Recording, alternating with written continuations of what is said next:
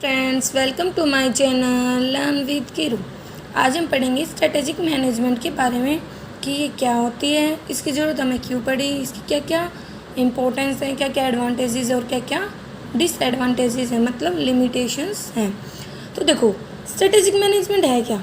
Normal सी बात है, कोई भी ऑर्गेनाइजेशन है, उसे अपने ऑब्जेक्टिव को अचीव करना है तो वो कुछ एक्टिविटीज़ को परफॉर्म करेगी। ठीक है, तो उन एक्टिविटीज़ को अच्छे से परफॉर्म करने के लिए हमें क्या चाहिए, एक प्रॉपर प्लानिंग चाहिए।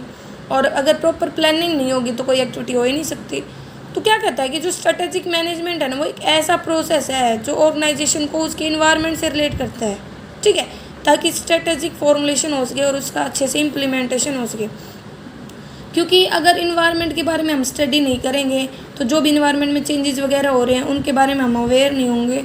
और अगर हम इन्वायरमेंट के अकॉर्डिंग हमारे जो भी प्लान्स हैं, हमारे ऑब्जेक्टिव हैं, उनमें अगर हम चेंजमेंट नहीं करेंगे तो वही बात है, उनको अचीव करते टाइम हमारे सामने डिफ़िकल्टी आएगी। क्योंकि जो हमारे इंटरनल और एक्सटर्नल इन्वायरमेंटल फैक्टर है वो हमें बहुत ज़्यादा अफेक्ट करते हैं। इसीलिए आप अलग अलग ऑथर्स ने इसकी अलग अलग डेफिनेशन दी है। जैसे बर्गर एंड बोशिनन ने क्या दी थी कि जो टर्म स्ट्रेटेजिक मैनेजमेंट है ना, वो एक कंटिन्यूस प्रोसेस है, मतलब चलने वाला, लगातार चलने वाला एक प्रोसेस है of effectively relating the organisation objective and resources to the opportunity in the environment.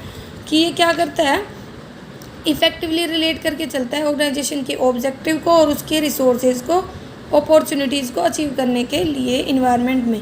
या ये आप ये भी कर सकते हो जो मैंने लिखी है कि जो स्ट्रेटेजिक मैनेजमेंट उसको डिफाइन किया जाता है एक ऐसे डिसीजन के या एक्शन के रूप में जिसमें हम फॉर्मुलेट करते हैं, इम्प्लीमेंट करते हैं स्ट्रेटजीज़ को, ताकि हमारे ऑब्जेक्टिव वगैरह को हम अचीव कर पाएँ।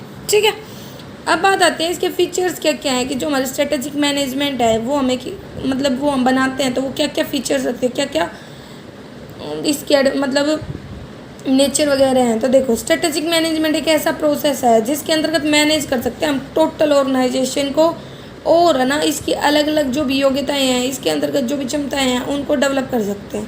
तो हम क्या बोल रहे हैं, एक ऐसा प्रोसेस है जो मैनेज करता है हमारे ऑर्गेनाइजेशन, तो मैनेजमेंट में हेल्प करता है। ये कंसर्न करता है, रिलेट करता है ऑर्गेनाइजेशन को इन्वायरमेंट के साथ, और उसके अकॉर्डिंग हमारे स्ट्रेटेजीज़ वगैरह को बनाने में हेल्प करता है कि जो भी चेंजेस आ रहे हैं उनको हम हमारे स्ट्रेटेजीज़ में अडोप्ट कर लें। स्ट्रेटेजिक मैनेजमेंट है वो परवेजिव है, परवेज मतलब हर जगह एप्लीकेबल है, इंटीग्रेटेड है, कोऑर्डिनेटेड है management process which emphasise on strategic planning and action. और ये किस चीज़ पर ज़्यादा जोर दे के चलता है, स्ट्रेटेजिक प्लानिंग एंड एक्शन पे। ये it is a disconnective management process, ये डिस्कनेक्टिव मैनेजमेंट प्रोसेस है। ठीक है, जिसमें जो इन्वायरमेंट है उसमें जो भी कंडीशंस है, उसकी जो भी एक्टिविटीज़ है कंप्यूटर वगैरह की, उन सभी को ध्यान में रख के फिर एक स्ट्रेटेजी बनाता है। मतलब इन्वायरमेंट की सारी कंडीशंस को ओवरव्यू करता है, फिर एक स्ट्रेटेजी चूज करके चलता है। नीड ऑफ स्ट्रेटेजिक मैनेजमेंट क्या है कि एक ऐसा डायनामिक इन्वायरमेंट क्रिएट करना, और जो भी अलग अलग हमारे ऑर्गेनाइजेशन के इंटरेस्ट वगैरह, कॉन्फ्लिक्ट वगैरह, उनको ध्यान में रख के फिर ऑब्जेक्टिव बनाना। स्ट्रेटेजिक मैनेजमेंट किस पर बेस है, लॉन्ग टर्म मिशन पे है, मतलब ऑर्गेनाइजेशन के लॉन्ग टर्म ऑब्जेक्टिव वगैरह के ऊपर ध्यान रखता है और उनको अचीव करने के लिए डायरेक्शन प्रोवाइड करता है। It is emerged out of management in other fields where the management concept. देखो, जहाँ पे मैनेजमेंट की कंसेप्ट एप्लीकेबल है, मतलब जहाँ जहाँ पे मैनेजमेंट यूज़ होता है, ये उन्हीं कंसेप्ट से, उन्हीं अदर फील्ड से इमर्ज होके आया है। जो कंसेप्ट है ना स्ट्रेटेजिक मैनेजमेंट की, इम्बॉडीज ऑल जनरल मैनेजमेंट प्रिंसिपल्स, जितने भी मैनेजमेंट प्रिंसिपल हैं, प्रैक्टिसेस वगैरह हैं, उन सभी को बताता है। ये फोकस करता है स्ट्रेटेजिक मैनेजमेंट को रिलेट करने पर किस से, एक्सटर्नल इन्वायरमेंट से। एक्सटर्नल मतलब जो भी हमारे चेंजेस हो रहे हैं ऑर्गेनाइजेशन में, उन सबको मतलब एक टाइप से कहें तो स्ट्रेस देता है, एक्सटर्नल इन्वायरमेंट पर फोकस करता है। क्योंकि जो एक्सटर्नल इन्वायरमेंट होता है ना, वो हमारे कंट्रोल से बाहर होता है, और उसके जो भी उसमें अगर कोई भी चेंजमेंट होगा ना तो वो हमारी ऑर्गेनाइजेशन को बहुत ज़्यादा अफेक्ट करेगा। इसके प्रोसेस में बहुत सारे स्टेप्स वगैरह इंक्लूड होती हैं, इसको हम डिटेल में पढ़ेंगे इसके प्रोसेस को अलग से वीडियो में। कि सबसे पहले तो हम हमारा मिशन, पर्पस, ऑब्जेक्टिव क्या है किसी भी ऑर्गेनाइजेशन का वो देखेंगे, फिर हम और जो हमारे इन्वायरमेंट वगैरह है उसको चेक करेंगे, एनालाइज करेंगे, फिर हम इवेलुएट करेंगे हमारे बिजनेस की क्या क्या स्ट्रेंथ है, वीकनेस है, अल्टरनेटिव स्ट्रेटजीज बनाएंगे, अलग अलग प्रकार की स्ट्रेटजी बनाएंगे, इम्प्लीमेंट करेंगे बेस्ट स्ट्रेटजी को, फिर इवेलुएट करेंगे कि जो स्ट्रेटजी हमने लगाई है वो सही है या नहीं। फिर इसके फेजेस वगैरह बता रखे हैं कि जो हमारी ट्रेडिशनल टेक्निक्स थी वो फेल हो गई थी, इसीलिए हमने इसको फेजेस में बांट दिया था। तो क्या क्या हैं इसके फेजेस, तो कहता है कि इन view of profit, cost and production requirement in the traditional business policies and practices. इसके अंतर्गत हम क्या करते हैं, हमारी जो भी ऑर्गेनाइजेशन की स्ट्रेंथ, वीकनेस या अपॉर्चुनिटी वगैरह उन पर ध्यान दे के चलते हैं। और फिर फेजेस में क्या है, सबसे पहले तो आई थी बेसिक फाइनेंशियल प्लानिंग, नॉर्मल। इसमें सिर्फ एनुअल मीटिंग वगैरह, बजट रिक्वायरमेंट वगैरह, ऑपरेशनल फंक्शंस वगैरह पे ध्यान किया गया था। जबकि फोरकास्ट बेस्ड प्लानिंग में मतलब किस पर ध्यान दिया गया था, effective planning for growth, environmental scanning, plan for future और रिसोर्सेज को बांटने पर। एक्सटर्नली ओरिएंटेड प्लानिंग में हमारा रिस्पॉन्स बढ़ गया था, मतलब towards increasing response to marketers, competition, towards analysis of competition, evaluation of strategic alternative, dynamic allocation of resources पे। फिर है स्ट्रेटेजिक मैनेजमेंट, जिसमें हम ओवरव्यू दे रहे हैं पूरा का पूरा कि एक ऐसी स्ट्रेटेजी बना रहे हैं जो हमारे ऑर्गेनाइजेशन के जो भी ऑब्जेक्टिव वगैरह है उनको अचीव करने में हेल्प कर, इन्वायरमेंट को स्कैन वगैरह करके। अब नीड क्यों थी, देखो कोई तो कहता है कि स्ट्रेटेजिक मैनेजमेंट की कोई ज़रूरत नहीं, मतलब कोई तो इसके फेवर में आर्ग्यूमेंट दे रहा है, कोई इसके अगेंस्ट में आर्ग्यूमेंट दे रहा है। तो जो इसके अगेंस्ट में आर्ग्यूमेंट दे रहे हैं वो क्या कह रहे हैं कि मतलब जो हमारा इन्वायरमेंट है वो बहुत जल्दी चेंज होता है, उसमें कंडीशन बहुत जल्दी चेंज होती है और मैनेजर्स है उसके अकॉर्डिंग लॉन्ग टर्म प्लानिंग नहीं कर सकते।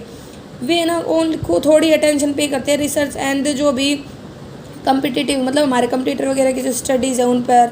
और many form exist, develop and continue prosperously without formal planning, और बिना प्लानिंग के बहुत सारी फॉर्म है ना डेवलप हो जाती हैं।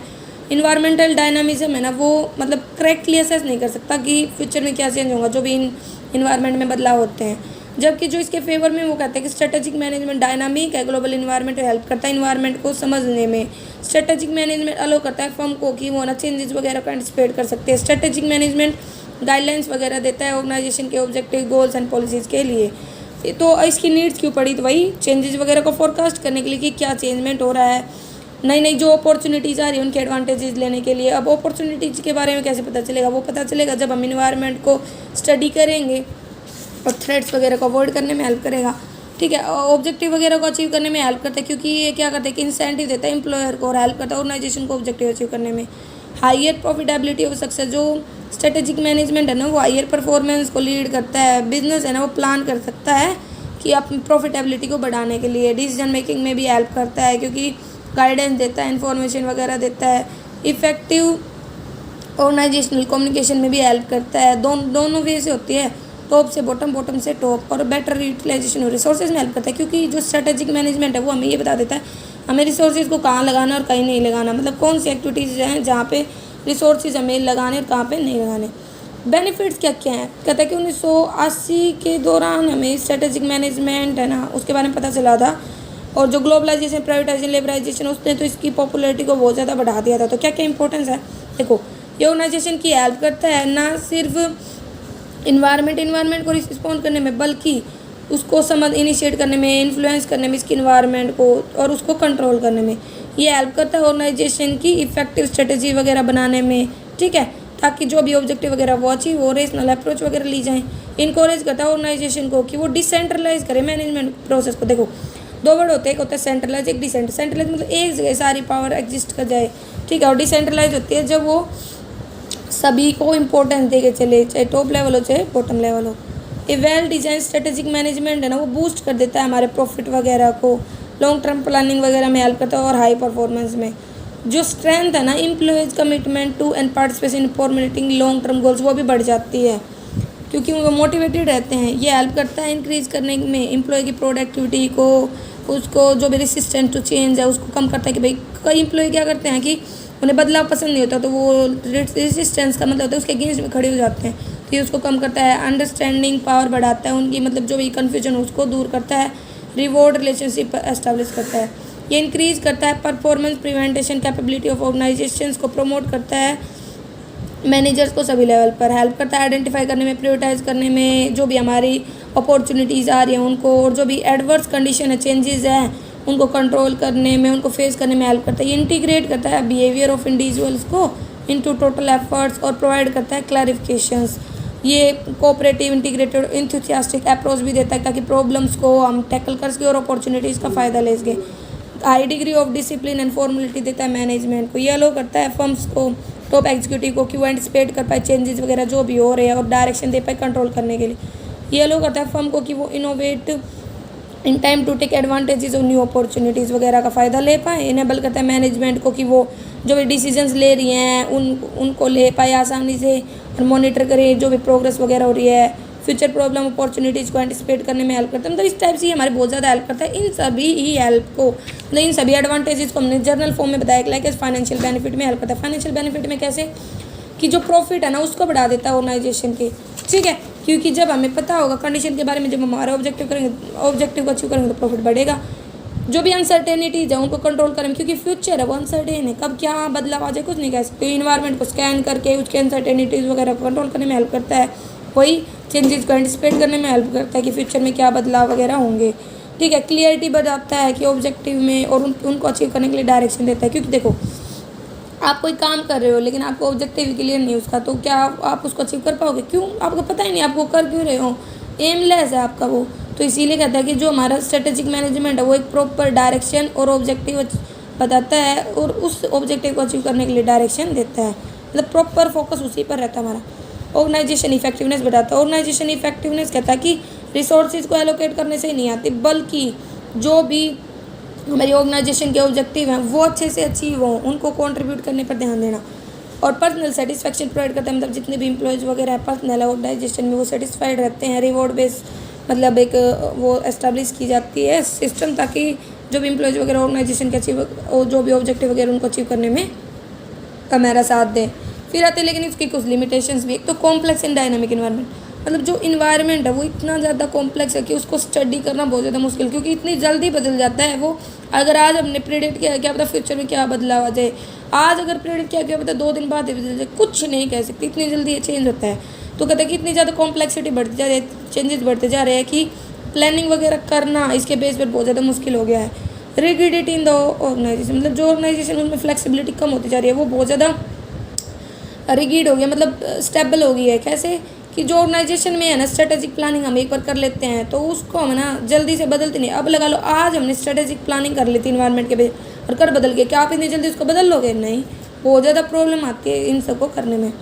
इनएडिक्वेट एप्रिसिएशन ऑफ द नीड्स, कहता है कि जो प्रॉब्लम और लिमिटेशन है ना स्ट्रेटेजिक मैनेजमेंट वो ये भी है, क्योंकि जो मैनेजर्स हैं उन्हें तो ये नहीं पता कि उन्हें करना क्या है, सक्सेस ऑर्गेनाइजेशन के बारे में क्या क्या प्रकार के प्रॉब्लम उन्हें कैसे सोल्व करना है, ये सब।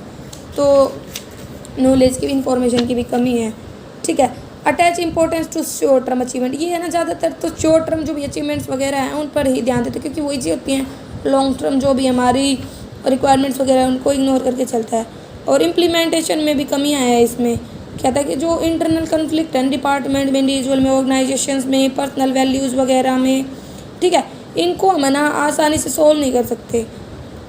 अब और भी कुछ लिमिटेशन लाइक एज वो मोटिवेशन की कमी है, मतलब एम्प्लॉयज़ को ना मोटिवेट नहीं किया जाता, उन्हें रिवॉर्ड वगैरह नहीं दिए जाते, उन्हें ना इन्फॉर्मेशन जब लेते हैं डिसीजन वगैरह लेते हैं तो उन्हें इनवाइट वगैरह नहीं किया जाता, उनके सजेशन नहीं माने जाते, इग्नोर कर दिए जाते हैं। और रिसर्च पर बहुत कम अटेंशन पे की जाती है कि इन्वायरमेंट में क्या बदलाव हो रहे हैं उनके बारे में कम। अब हमने इतनी ये लिमिटेशन पढ़ी, ये कुछ भी लिमिटेशन हो लेकिन ये स्ट्रेटेजिक मैनेजमेंट है इसको इग्नोर नहीं कर सकते, ये बहुत ज़्यादा इंपॉर्टेंट होती है किसी भी ऑर्गेनाइजेशन के लिए। Thank you. यहाँ पे हमने इसका पूरा इंट्रोडक्शन समझाया कि स्ट्रेटेजिक मैनेजमेंट क्या है, उसकी ज़रूरत क्या है, उसके फीचर्स, एडवांटेजेस और डिसएडवांटेज। इसी नेक्स्ट पार्ट में हम इससे आगे पढ़ेंगे। अगर आपको यहाँ तक कोई भी डाउट है तो आप कमेंट करके पूछ सकते हैं, और आपको ये वीडियो कैसी लगी ये भी आप कमेंट करके मुझे ज़रूर बताएं।